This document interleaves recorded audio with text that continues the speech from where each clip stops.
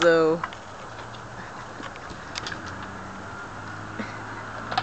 the dog bakery in Sonoma, when they're closed, they leave little treats out on the windowsills.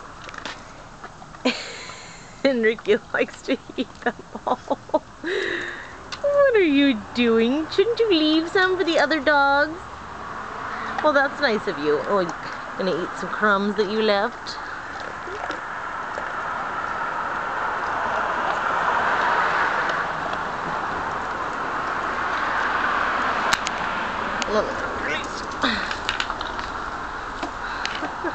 Ricky. Look at how nice they are, leaving all these num-nums. Not gonna take any more? Gonna leave them for the next dog?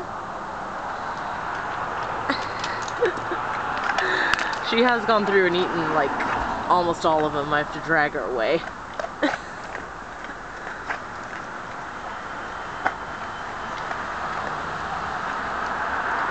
You can have one more, bud.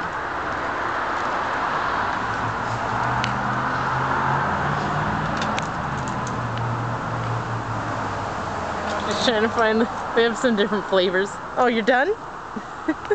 Are you done? Alright. Thank you, Dog Bakery.